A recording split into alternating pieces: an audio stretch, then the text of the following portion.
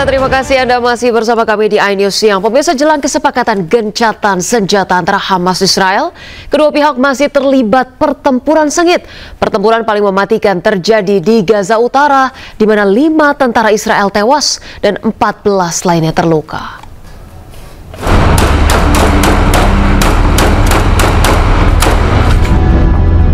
Hamas menyergap tentara Israel di kota Gaza, Palestina.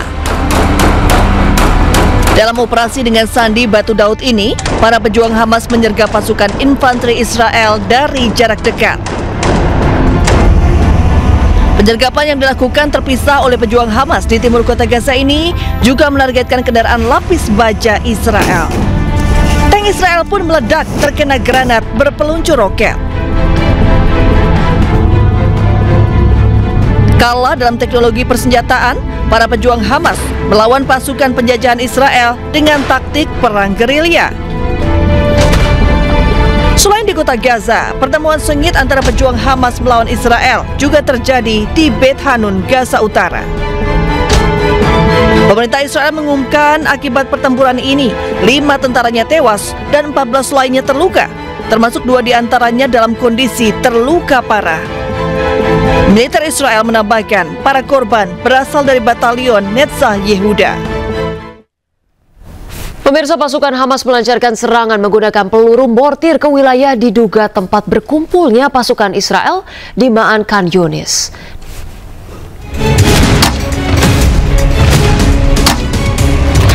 Inilah rekaman Brigade Mujahidin yang melancarkan tembakan mortir ke arah kumpulan pasukan musuh di daerah Ma'an Khan Yunis. Sementara Brigade Al-Aqsa juga menyiarkan rekaman para pejuangnya bersama dengan Brigade Al-Nasser Salah Al-Din yang menembaki sekumpulan kendaraan musuh Israel yang telah menembus bagian timur wilayah Al-Qororo dengan peluru mortir 60 mm.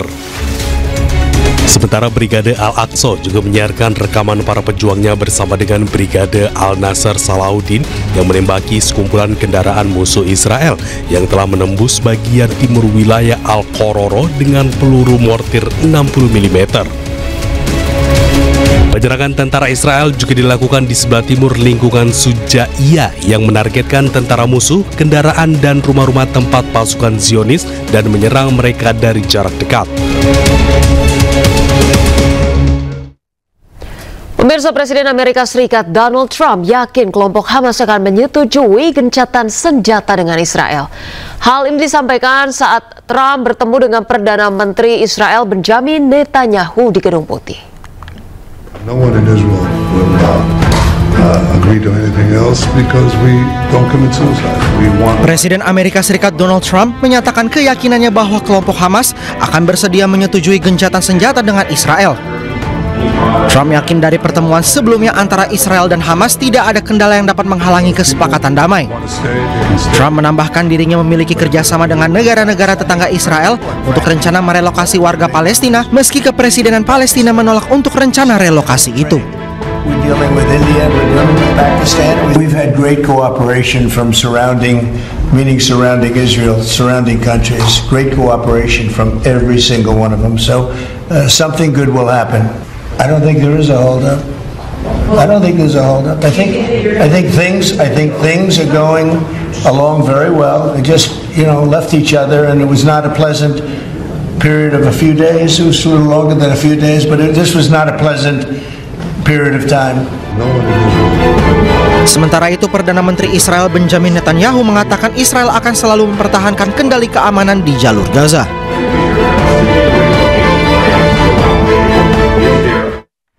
Pemirsa, Perdana Menteri Israel Benjamin Netanyahu berkunjung ke Gedung Putih bertemu dengan Presiden Amerika Serikat Donald Trump. Salah satu pembahasan keduanya adalah terkait dengan soal relokasi rakyat Palestina dari Gaza.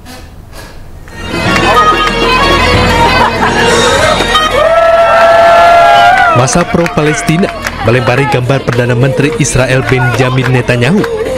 Masa anti-Zionisme Israel ini juga menendang dan memukuli wajah Netanyahu dengan sepatu atau sendal mereka.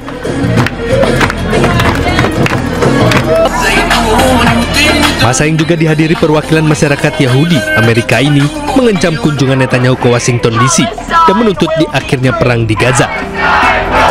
open place. Sementara di dalam Gedung Putih terjadi pertemuan antara Presiden Donald Trump dengan Netanyahu. Very closely. Netanyahu mengaku sepakat dengan Trump terkait rencana relokasi masyarakat Palestina, khususnya dari Gaza. Namun dirinya buru-buru meralatnya dengan menyebut siap memberikan kebebasan bagi rakyat Palestina untuk tetap tinggal di tanah mereka. Do you think that there can be a two-state solution that creates an independent? I don't know. I'd ask Bibi that question. You have the greatest man in the world to answer that age-old question, two-state. Go ahead. You give him your honest answer. I think Palestinians should have all the powers to govern themselves, but none of the powers to threaten us. And that means that certain powers, like overall security, will always remain in our hands. Pertemuan antara pemimpin Amerika Serikat dan Israel dilakukan setelah Israel dan Hamas menyambut positif dengan gencatan senjata dan pertukaran sandera yang ditawarkan Trump selama 60 hari. Tim Liputan iNews melaporkan. Dan pemirsa, informasi ini sekaligus menutup iNews siang hari ini.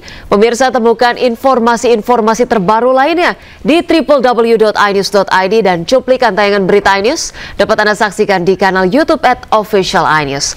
Pemirsa, selanjutnya Anda akan menyaksikan Pemimpin Rakyat bersama dengan Desvita Bionda.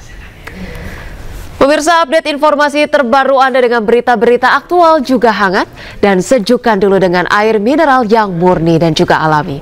Saya Rosalyn Chu pamit undur diri. Terima kasih pemirsa, selamat beraktivitas dan sampai jumpa.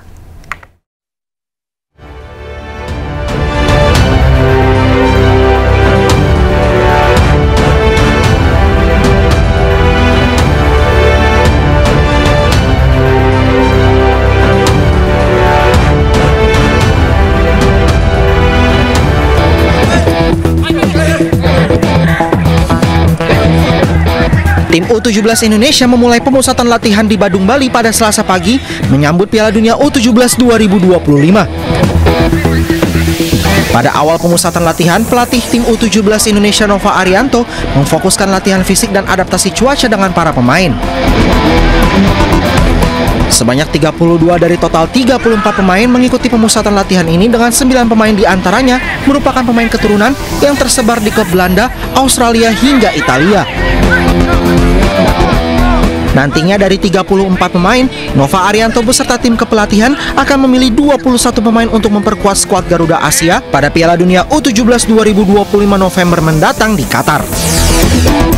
Saya bilang memang di awal kan sebagai pemain sepak bola dia punya hak ya, untuk bermain untuk tim nasional siapapun itu, mau pemain diaspora, mau pemain yang punya paspor, pemain dari mana saja punya kesempatan untuk bermain untuk tim nasional ini. Bagi saya mau lihat dari 9 pemain ini apakah mereka bisa membantu kami nanti di Piala Dunia, karena saya pastikan hanya pemain-pemain yang bisa bermain sesuai dengan apa yang saya mau yang akan ada di Di Piala Dunia U17, timnas Indonesia akan menghadapi tantangan berat di grup H bersaing dengan tim-tim tangguh seperti Brasil, Honduras, dan Zambia. Dari Badung, Bali, Indira Ari, iNews melaporkan.